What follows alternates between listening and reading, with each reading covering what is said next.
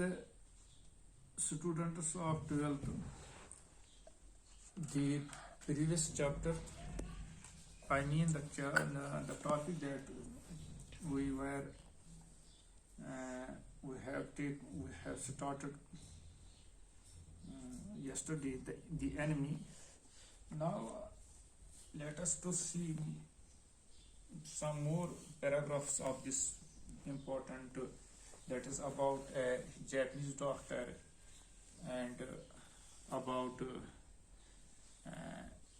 his enemy that is an American, and he is bleeding, he is badly wounded, but as you already know that he has two options: either to hand over this enemy to his army or to treat him as a doctor on humanitarian grounds.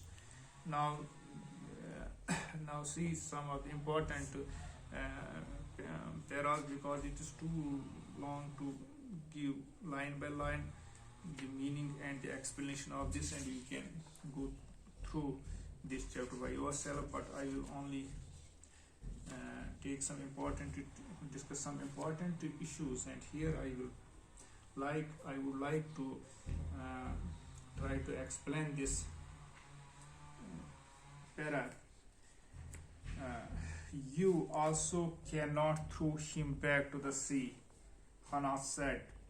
Then there is only one thing to do: we must carry him to the house.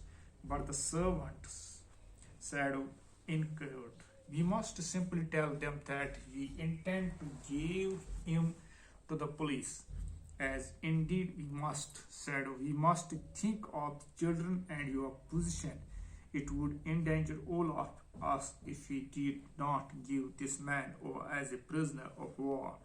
Certainly, Sado agreed. I would not think of doing anything else. Thus agreed together, they lifted the man. He was very light, like a fowl that had been half starved for a long time, until it is only feathers and skeleton.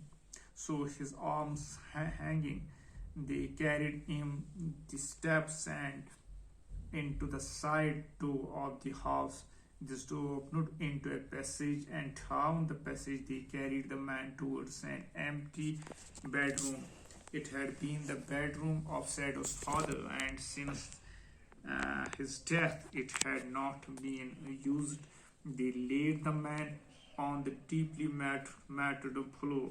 Everything there had been Japanese, to please the old man, who would never in his own home sit on a chair or sleep in a foreign bed. Hannah went to the workhouse and slid back a door and took out a soft quilt. She hesitated. The quilt was covered with flowered silk, and the lining was pure white silk. He's so dirty, she murmured in distress. Yes, he had better be washed, said agreed. If you will fetch hot water, I will wash him. I cannot hear for you to fetch him, she said. We shall have to tell the servant he is here. I will tell Yumi now. She can leave the church for a few minutes and she can wash him. Yes, now let us to explain this very well. They decided that they should tell the servants also. They would tell them that they intend to hand him over to the police. And the man had been starved for a long time, and he was white as a fowl. And because of the starvation, they carried him to Sado's father's bedroom, as his father was no longer alive. The old man had never allowed a foreign object in his room.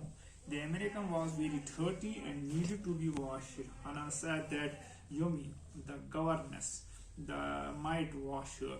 She went to fetch her.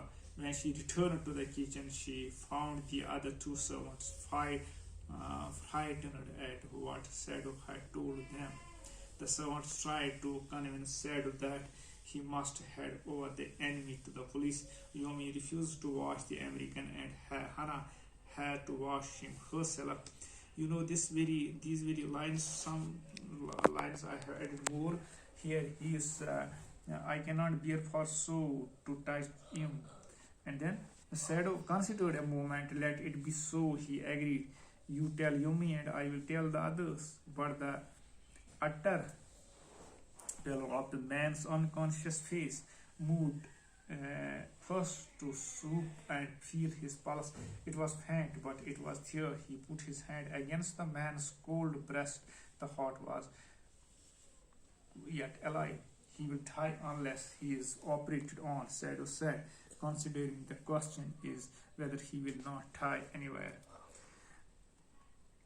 Now, the governess, that is Omi, has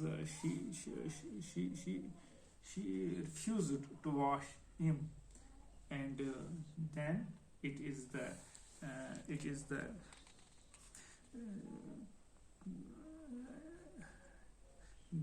Hannah that has to wash him herself, and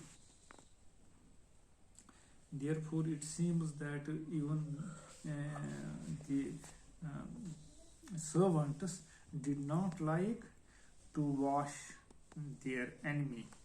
But see then the doctor's approach, the doctor's humanity, that how he treated him. That is the great lesson, that humanity should not get vanished, whether you will see your enemy, and he keep this humanity alive even at the times of crisis. Thank you.